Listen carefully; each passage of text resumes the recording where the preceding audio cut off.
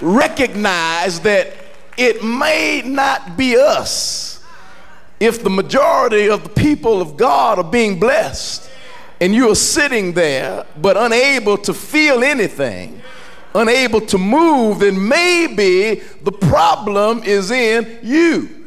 Maybe you're in a dry season. Maybe you're going through a drought in your life. But what is important is recognize the drought and make a determination to do something about it. In order, my brothers and sisters, to understand the book of Hosea, one must have at least a basic knowledge of Israel's historic background. When David and Solomon had built the kingdom, it later became divided. 10 tribes formed the northern kingdom called Israel, and 2 tribes went to the south, forming the southern kingdom of Judah. Jeroboam, at the time as leader, set up a new priesthood. 2 of the calves were turned to gold. He established shrines throughout Israel. But this opened a door to idolatry. Some like today that anytime you let one ungodly thing go through, it opens the door for another one. And so you get a domino effect. Israel got further and further away from God.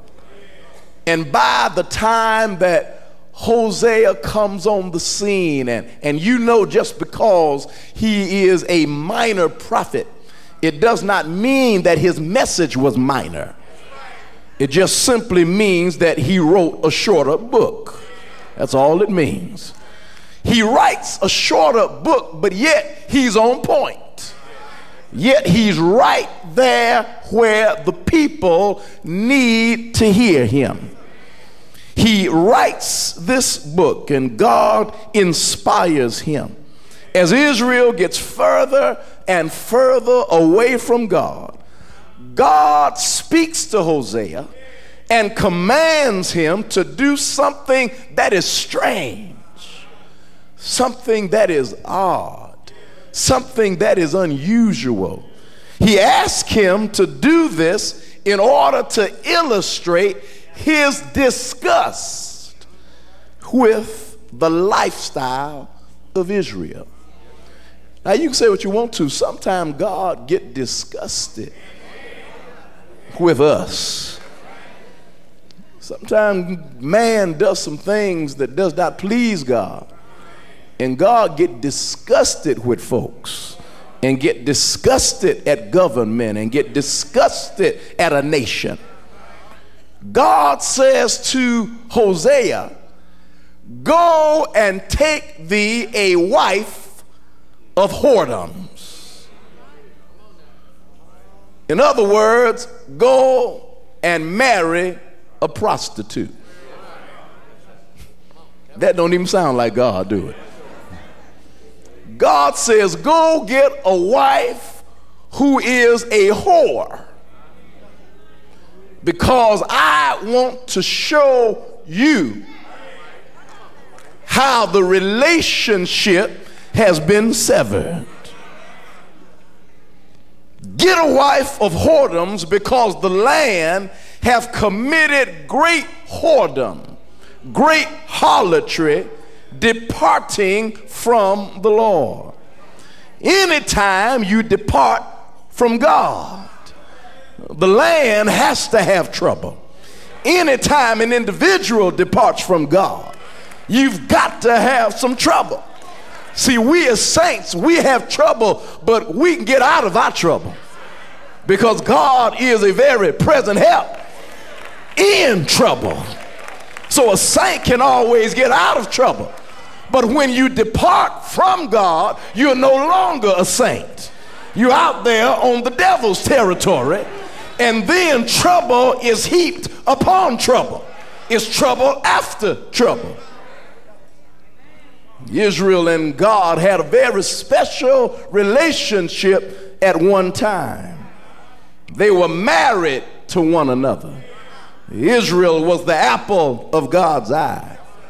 But unfaithfulness in marriage always results in disappointment, distrust, and despair. God chooses to illustrate the unfaithfulness of Israel to him by commanding this prophet Hosea to marry a woman by the name of Gomer. I think if God would have said marry Gomer, I would have said, are you sure? I mean, it's bad enough that she's a prostitute, but then her name is Gomer. Can you imagine a lady with the name of Gomer? Don't sound too feminine to me. She's a woman of harlotry, a woman of prostitution. And God said, as a man is disgusted when he learns of the infidelity of his wife, so is God disgusted when he learns of the infidelity of his people.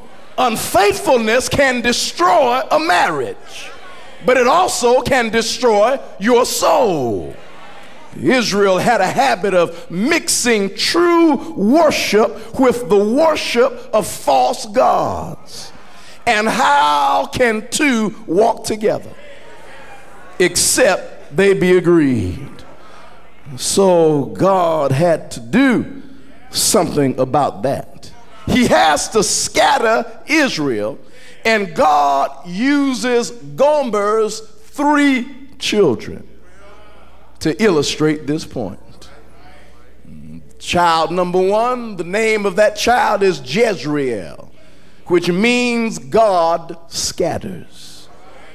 Jehu had killed Jehoram and 70 of the sons of Ahab.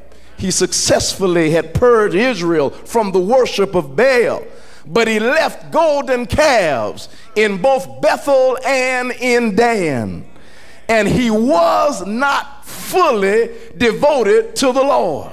He did some good things, but he wasn't totally devoted and committed to the Lord. When I kept reading that and thought about that, I said, that sounds like some good church folks who are good church workers, but not fully devoted to the Lord. Let me move on. Child number 2, Lo Ruhamah, meaning no mercy, no pity. He says that my compassion has lifted from this rebellious nation. So he rejects them for a period of time because they played the field, and God himself says, I don't want nobody to play me.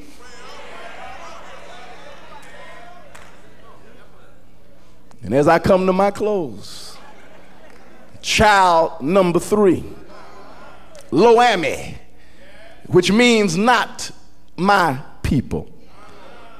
For God says, when you act like this, you can't be mine.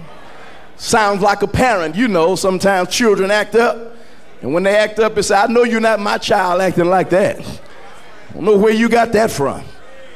God says, Israel, after all I've done for you, after bringing you through the wilderness, after putting clothes on your body, making you walk through the desert and through the wilderness, and your shoes didn't even wear out, fed you by day and by night, gave you everything you would have ever wanted and ever desired. When your enemies came upon you, I fought your battle for you. And after all I've done for you, you act like this. You get mixed up with Gentile nations. You get mixed up with other folks. You turn the true worship of God into a farce. And God said you can't mix the true worship with false worship.